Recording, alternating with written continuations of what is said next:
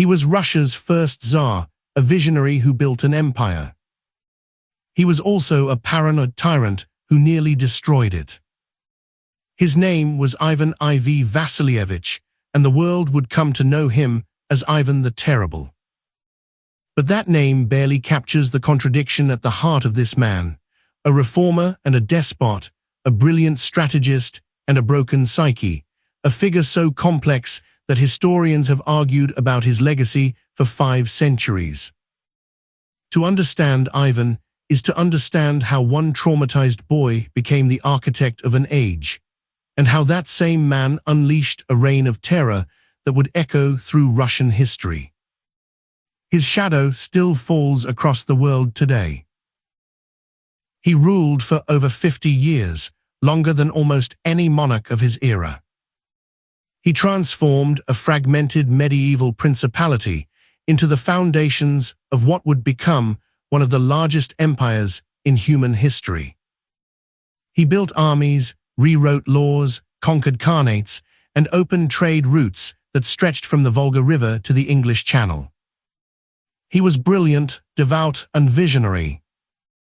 He was also paranoid, violent, and capable of breathtaking cruelty. Understanding Ivan the Terrible means understanding Russia itself, its hunger for power, its capacity for suffering, and its eternal tension between order and chaos. To understand how Ivan became who he was, we must travel back to August 25, 1530, when he entered the world in the royal court of Moscow. He was the eldest son of Vasily III and his second wife, Elena Glinskaya, a woman whose bloodlines stretched across the known world, Serbian royalty on one side, and through her father's family, the Tatar Glinsky clan, a lineage that claimed descent from the Mongol ruler Mamai himself. His grandmother on his father's side, Sophia Paleologina, was a Byzantine princess, niece of the last Byzantine emperor Constantine XI. Ivan was baptized at the Trinity Lavra of St. Sergius, and tradition holds that in celebration of his birth, the Church of the Ascension was built at Kolomenskoye. He was, from his very first breath, a child of empires, old ones dying, new ones struggling to be born. When Ivan was just 3 years old, his father Vasily III died from blood poisoning, the result of an abscess on his leg. His mother Elena Glinskaya stepped in as regent, but she too would be dead by the time Ivan was 8. Many historians believe she was poisoned. What followed was a brutal education in survival. The regency fell to feuding boyar families, powerful nobles who treated the young prince more like a pawn than a ruler. In his own letters, Ivan later recalled feeling neglected and humiliated by the mighty clans of the Shuisky and Belsky families. A child raised in the corridors of power but denied its warmth. This is where the seeds of Ivan's future paranoia were planted, watered by fear and loneliness, nurtured in the cold halls of the Kremlin. The mechanism of Ivan's rise to power was both deliberate and dramatic. In 1547, at just 16 years old, he was crowned not merely Grand Prince of Moscow, but Tsar and Grand Prince of all Russia, the first ruler in Russian history to formally claim that title. The word Tsar derives from Caesar, and the symbolism was unmistakable. Ivan was positioning Russia as the heir to Rome, to Byzantium, to something ancient and sacred. Around him gathered a circle of reformers known as the Chosen Council, and together they set about reshaping the Russian state from its foundations. Ivan revised the legal code, introduced elements of local self-government, established the Zemsky Soba, a new representative assembly convened by the Tsar, and created Russia's first standing army, the Streltsy, musketeers, who would become the backbone of Russian military power for generations. He also imported Russia's first printing press, connecting his vast kingdom to the intellectual revolution sweeping Europe. The key figures surrounding Ivan form a portrait gallery of ambition, loyalty, and betrayal. The Chosen Council, a group of reformers who guided the young Tsar through his early reign, helped build the institutions that would define Russia for centuries. But as Ivan's confidence grew, so did his suspicion. He came to see advisors not as partners, but as threats. One by one, he stripped them of influence, exiled them, or worse. His mother Alina, his early mentors, the boyar families who had humiliated him as a child, Ivan kept score, and he never forgot. His wife Anastasia, whom he reportedly loved deeply, died in 1560, and Ivan became convinced she had been poisoned by the boyars. Whether or not that was true, it broke something in him that never fully healed. The great conflicts of Ivan's reign reveal the full scope of his ambition and its terrible costs. His military campaigns began with stunning success. He conquered the Khanate of Kazan in 1552 and the Khanate of Astrakhan shortly after, bringing the entire length of the Volga River under Russian control for the first time.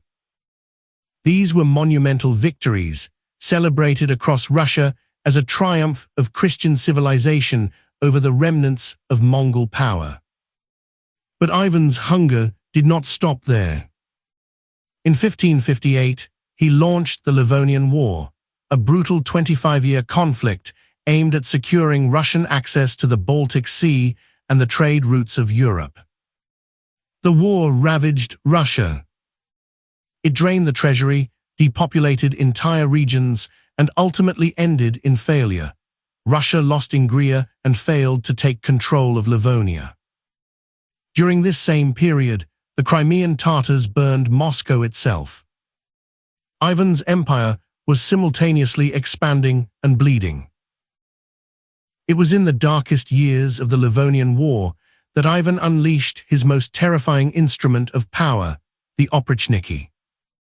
Russia's first political police, these black-robed horsemen carried brooms and severed dog heads as symbols of their mission, to sweep away the Tsar's enemies and sniff out treason. They operated outside the law, answerable only to Ivan, and they terrorized the Russian nobility and peasantry alike. The massacre of Novgorod stands as their most infamous act. A city that had been one of Russia's great medieval centers was subjected to weeks of systematic slaughter, its population decimated on Ivan's orders after he became convinced the city was plotting to defect to Lithuania. Thousands died. The streets ran with blood. A great city was broken and never fully recovered. For ordinary Russians, Ivan's reign was a catastrophe wrapped in a transformation.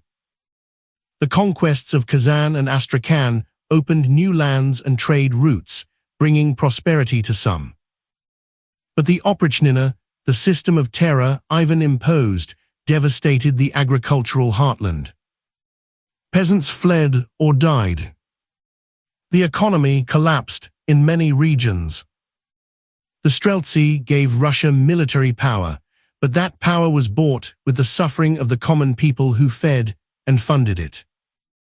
In the villages of central Russia, families were torn apart, lands were seized, and the long shadow of autocracy settled over daily life in ways that would persist for generations.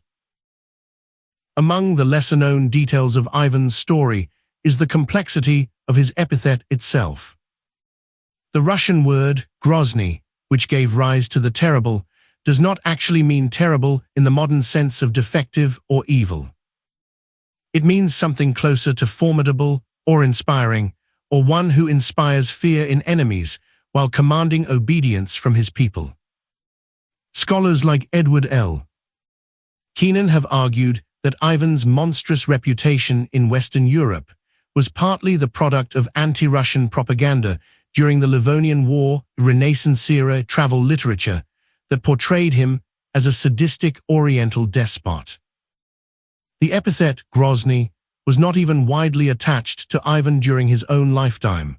reportedly only gaining currency in the 18th century through historians like Vasily Tatishev and later Nikolai Karamzin. What does Ivan the Terrible reveal about the human condition? He shows us that the capacity for greatness and the capacity for destruction can live in the same soul, fed by the same hunger. His childhood abandonment and fear created a ruler who could never fully trust, and a state built on terror is a state forever at war with itself. Ivan's story is a meditation on what happens when absolute power meets unhealed trauma.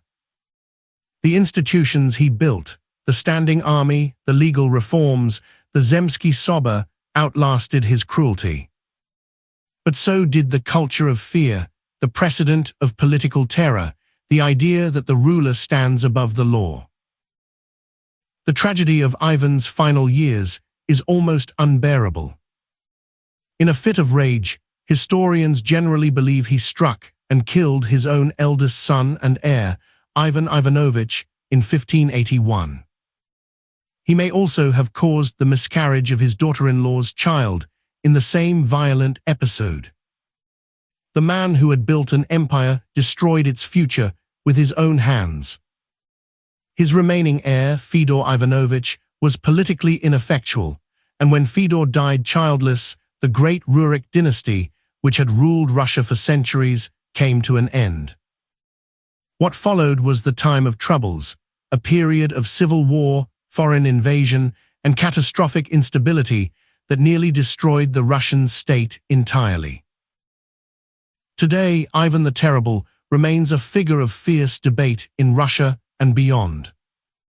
Some Russian nationalists celebrate him as a nation builder, a strong leader who forged a great empire. Others see him as the archetype of Russian autocracy, the original template for the strongman ruler who crushes opposition in the name of the state.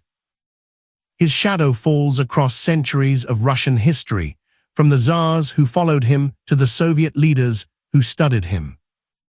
Sergei Eisenstein's famous film portrait of Ivan, commissioned by Stalin himself, was meant to glorify strong, centralized leadership, and then suppressed when it grew too complex, too ambiguous, too human. The lessons Ivan offers the future are uncomfortable ones. Empires built on terror carry the seeds of their own collapse. Leaders who destroy their advisors destroy their own judgment.